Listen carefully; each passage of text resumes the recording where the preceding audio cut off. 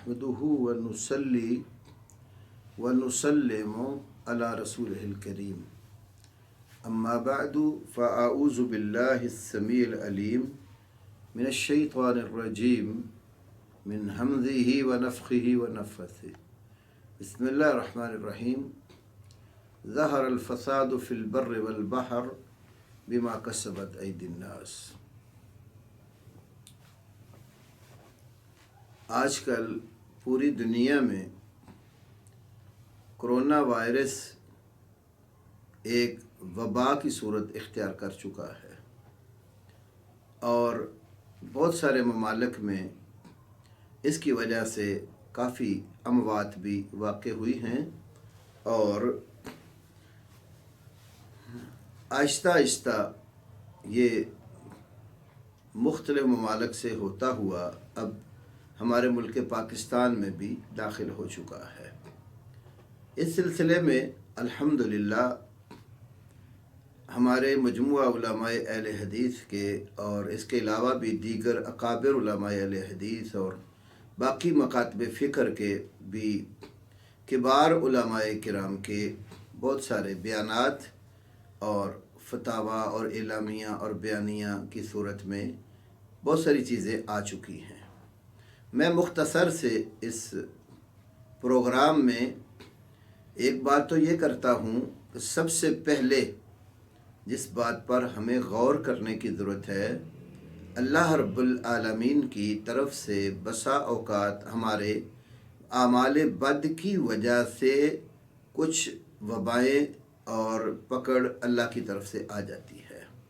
जैसे कुरान की आयत मैंने जो पढ़ी, ज़हरल फ़सादु फ़िल बर्रि वल बहर बिमा कसबत ऐदिन नास, ये बिगाड़ और ख़राबी जो खुश्कियों में और पानियों में ज़ाहिर हो जाती है, ये लोगों के आमाल का नतीजा है।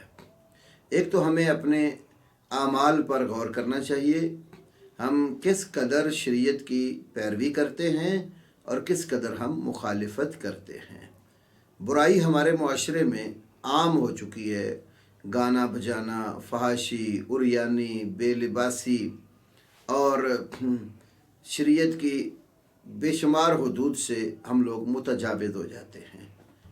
सुनन इब्न माजा की हदीस के मुताबिक जब फहाशी और उरियानी किसी कौम में फैल जाती है, ज़ाहिर हो जाती है, तो उस वक़्त अल्लाह रब्बुल आलमीन की तरफ से ताऊन और कुछ ऐसी वबाएँ जो पहले हमने कभी सुनी नहीं होती, अल्लाह ताला की तरफ से वो पैदा हो जाती हैं।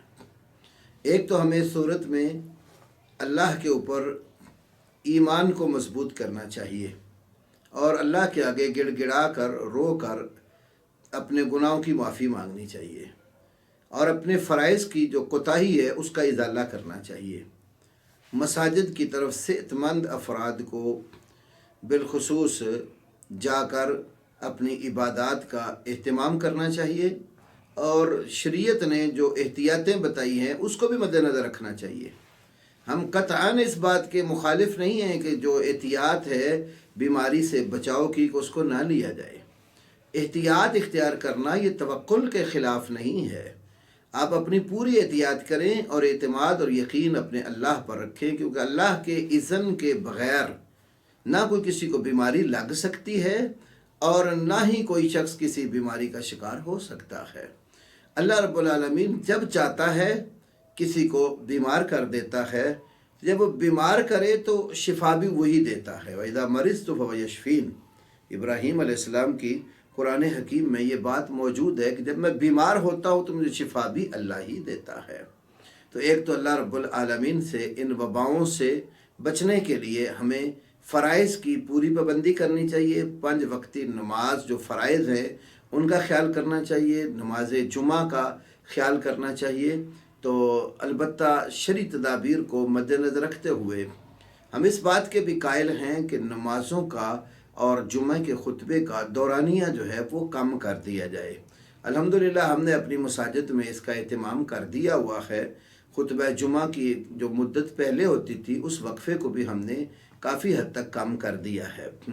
और इसी तरह जो कोई शख्स बीमार है तो शरीयत ने बताया है कि बीमार शख्स जो इस तरह की वबा का है तो उससे बचने के लिए उसके करीब ना जाया जाए।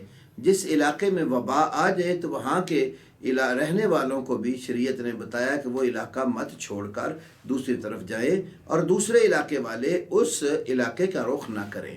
جیسے ایک صحیح حدیث یہ بھی موجود ہے صحیحین کے اندر کہ کوئی جو بیمار جانور ہے اس کو صحت مند جانوروں پر نہ لے جایا جائے۔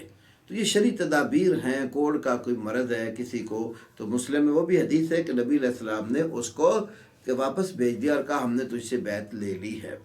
تو شرعی تدابیر کو اختیار کرنے میں کوئی قباحت اور حرج نہیں ہے اور اسلام اس کی اجازت دیتا ہے۔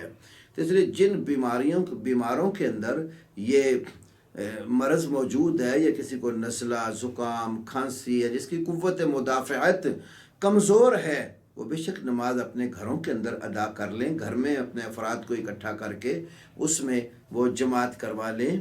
تو اس میں بھی شرعی طور پر قباحت نہیں ہے، ہم بالکل اس چیز کے مخالف نہیں ہیں۔ تو بعض لوگ خواہ مخواہ پراپوگنڈا کرتے ہیں کہ مذہب والے لوگ جو ہیں یہ شرعی تدابیر جو ہیں یا بیماری سے بچاؤ کی جو احتیاطیں ہیں ان کو نہیں لیتے، تو یہ بالکل پراپوگنڈا ہے، اس کو قطعاً خاطر میں نہیں لانا چاہیے۔ ہاں ہم اس بات پر ضرور زور دیتے ہیں کہ اپنے پروردگار کی طرف توجہ کرو۔ بعض بدبخت ایسے بھی سنے گئے ہیں جو کہتے ہیں کہ جو بیت اللہ ہے یا مسجد ہے، مسجد کو اللہ کا گھر کہتے ہیں، ان کا خدا گھر چھوڑ کر کہاں چلا گیا ہے۔ تو ایسے بدبختوں کے اوپر جس وقت وبا اور بیماری آتی ہے تو پھر اس وقت یہ بھی گڑ گڑا کر جو ہے نا اسی پروردگار کی طرف ہی آتے ہیں، اس وقت ذہن سب کی مر جاتی ہے۔ یہ جتنے ہم سمجھتے ہیں کہ وائرس ہیں یہ بھی اللہ کی مخلوق ہیں، اللہ کے پیدا کردہ ہیں، اور اللہ کی مشیت کے بغیر اس میں ان میں کوئی اثر نہیں ہوتا۔ جب اللہ کسی کو بیمار کرنے پہ آتا ہے تو وہ وائرس اللہ رب العالمین اس کے اندر مرض کا باعث بنا دیتا ہے، کیونکہ وہ خالق ہے، وخالق کل شیء، ہر ایک چیز کا، ایک ذرے ذرے کا بھی خالق اللہ تعالیٰ ہے۔ تو اس خالق کی طرف رجوع کرنا اور گڑ گڑانا یہ قرآن اور سنت کا درس ہے۔ یونس علیہ السلام کی قوم پر جب عذاب آیا تھا تو ساری قوم عذاب کے آثار دے کر، اگر منکر تھے وہ لوگ، عذاب کے آثار دے کر اللہ کی طرف وہ گڑ گڑائے تو اللہ نے ان سے عذاب ٹال دیا۔ آج بھی ہم دیکھتے ہیں کفار کے جو ممالک ہیں ان کے حکمران بھی زمینی خداؤں سے بالکل مایوس ہو چکے ہیں۔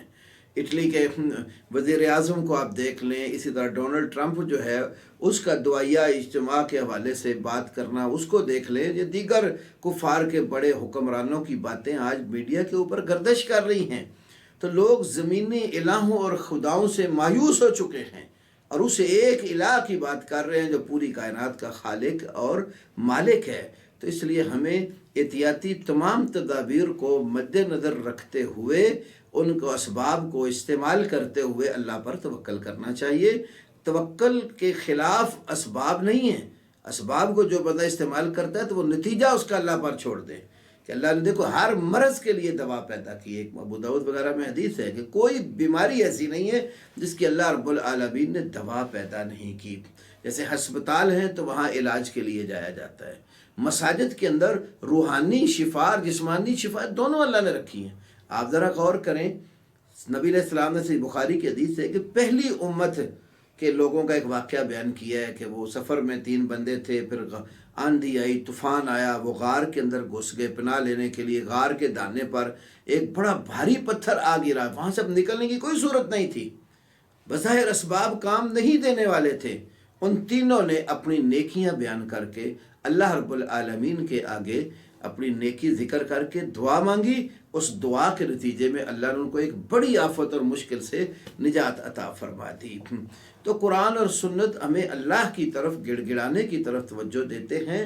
تو میں حکمرانوں سے بھی اس بات کا مطالبہ کرتا ہوں کہ آپ اپنی قوم کو اجتماعی طور پر، انفرادی طور پر یہ توجہ دلائیں کہ اللہ رب العالمین کی طرف گڑ گڑا کر اپنے گناہوں کی معافی مانگیں، اور جتنی ملک کے اندر بے راہ روی ہے، فحش و عریانی ہے، رشوت ہے، سود ہے، جو اللہ اور اس کے رسول کے ساتھ جنگ جس کو قرار دیا گیا، زناکاری ہے، اس طرح کے جتنے بڑے بڑے گناہ ہیں ان کو بند کیا جائے، اور حکمرانوں کو یہ ان کے فرائض میں شامل ہے فحش و عریانی کو بند کرنا اور اپنی قوم کا مورال بلند کرنا اور ایمان کی طرف ان کی توجہ لگانا۔ اگر آج ہم سارے لوگ اپنی توجہ، اپنی جو ہے نا وہ پوری ہمت اپنے ایمان کی فکر میں لگا لیں گے۔ ایمان ایسی دولت ہے جو اللہ تعالیٰ صرف اپنے محبوب بندوں کو دیتا ہے۔ رسول اللہ صلی اللہ علیہ وسلم کا مستدرک حاکم میں ایک فرمان ہے کہ دنیا کی دولت اللہ ہر کسی کو دیتا ہے، جس سے محبت کرتا ہے اس کو بھی دیتا ہے، جس سے محبت نہیں کرتا اس کو بھی دیتا ہے۔ وَلَا يُؤْتِ الْإِيمَانَ إِلَّا لِمَنْ يُحِبُّ، ایمان صرف اس کو دیتا ہے جس سے محبت کرتا ہے۔ تو ہمیں اپنے ایمان کی فکر کرنی چاہیے، گناہوں سے بچنے کی فکر کرنی چاہیے، اور بیماریوں کے لیے اللہ نے بچاؤ کی جو تدابیر بتائی ہے ان کو مد نظر رکھنا چاہیے۔ علاج معالجے کی جو صورتیں موجود ہیں صحیح اور جائز، ان کو اختیار کرنا چاہیے، تو اللہ رب العالمین ہمیں ان بیماریوں سے محفوظ کر لے گا۔ کچھ دعائیں قرآنی ہیں، ان کا اہتمام کیجیے۔ آیت کریمہ ہے لا الہ الا انت سبحانک انی کنت من الظالمین، اس کا ورد کثرت سے کیجئے۔ حسبنا اللہ و نعم الوکیل کثرت سے پڑھیے۔ حسبی اللہ لا الہ الا ہو علیہ توکلت و رب العرش العظیم کی کثرت کیجئے۔ رسول اللہ صلی اللہ علیہ وسلم کی ذات گرامی پر درود شریف کی کثرت کیجئے۔ بسم اللہ الذی لا یضر مع اسمہ شیء فی الارض ولا فی السماء وهو السمیع العلیم، اس جو ہے نا وہ وظیفے کی کثرت کیجیے۔ اللہ اس طرح اور بھی دیگر وظائف ہیں، تو مصائب اور پریشانیوں سے بچنے کے لیے توحید کے اوپر مبنی وظائف کثرت سے پڑھیے، جس طرح اللہ ربی لا اشرک بہ شیئا، پریشانیوں میں نبی پاک نے یہ وظیفہ بتایا۔ لا الہ الا اللہ الحلیم الکریم، سبحان اللہ رب العرش العظیم والحمد للہ رب العالمین، اس کی کثرت کیجیے۔ الغرض کتاب و سنت میں پریشانیوں، بے قراریوں، آفتوں اور مصیبتوں سے بچنے کے لیے جو دعائیں بتائی گئی ہیں ان کا اہتمام کیجیے۔ گھروں میں قرآن کی تلاوت کا اہتمام کیجیے۔ اپنی اولاد کو، اپنے بچوں کو، بیویوں کو، گھر والدین کو، سب کو بٹھائیے وہ اللہ کے قرآن کی تلاوت کریں۔ ایک تو وہ احتیاطی تدبیر جو بتا رہے ہیں کہ گھروں کے اندر جو ہے نا وہ زیادہ وقت گزاریے، عام جگہوں پر جو ہے نا وہ مت گھومیے اور پھریے۔ تو اس کا بہترین ایک نتیجہ یہ بھی ہے کہ آپ اپنے گھر والوں کو جو ٹائم نہیں دیتے، آج اللہ نے اس صورت میں آپ کو اپنے بیوی، بچوں اور والدین کے پاس بٹھا دیا ہے، تو آپ وہاں قرآن کی تعلیم دیں، ان کو قرآن ترجمے سے پڑھانے کی کوشش کریں، قرآن خود بھی پڑھیں اور پھر قرآن پاک پڑھ کر اللہ کے حضور دعا بھی مانگیں۔ حضرت انس بن مالک رضی اللہ عنہ سے حلیۃ الاولیاء وغیرہ میں، طبرانی کبیر میں صحیح سند سے یہ حدیث موجود ہے، جب وہ قرآن حکیم کی تلاوت کا اختتام کرتے تھے تو اپنے گھر والوں کو، اہل و عیال کو جمع کر کے اللہ سے دعا مانگتے تھے۔ تو دعاؤں کا التزام کیجئے، اللہ پر توکل کیجئے۔ اللہ تمام مسلمانان عالم کو اور پوری دنیا کو اس آفت سے محفوظ فرمائے۔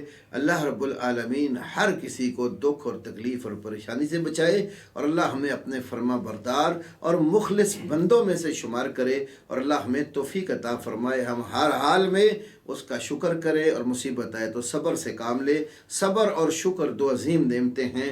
اللہ ان نعمتوں کے ذریعے اپنے بندوں کو آزماتا ہے، کسی کو زیادہ عطا کر کے آزماتا ہے، کسی کو مصیبت سے لاچار کر کے آزماتا ہے۔ جیسے ایوب علیہ السلام کو اللہ کے پیغمبر تھے، کتنی زیادہ لمبا عرصہ بیماری میں گزارا، تو اللہ تعالیٰ نے ان کے صبر کا تذکرہ فرمایا۔ سلیمان علیہ السلام کے شکر کا تذکرہ فرمایا۔ اس لیے اللہ کے نبی نے فرمایا عجبا لامر المومن، آپ صلی اللہ علیہ وسلم نے فرمایا مومن کا معاملہ ہے ہی پسندیدہ، ان اصابت ذرا صبر، اگر اس کو تکلیف آتی ہے، دکھ آتا ہے، وبا آتی، بیماری آتی ہے، صبر سے کام لیتا ہے۔ پھر اصابت سرا شکر، اگر اس کو خوشی پہنچتی ہے تو شکر سے کام لیتا ہے۔ تو ہم نے ان حالات میں صبر اور شکر کر کے اپنے پروردگار کو راضی کرنا چاہیے۔ اللہ کو راضی کر لیا تو اللہ سب وباؤں سے بچا لے گا، اور اگر اللہ کو ناراض کر کے ساری مخلوق کو بھی راضی کر لیا تو کچھ نہیں بچتا۔ اللہ ہمیں اپنی عبادت کرنے کی، اچھے طریقے سے ذکر اور شکر کرنے کی، اور مصیبت کی حالت میں صبر کی توفیق عطا فرمائے۔ وآخر دعوانا الحمد للہ رب العالمین۔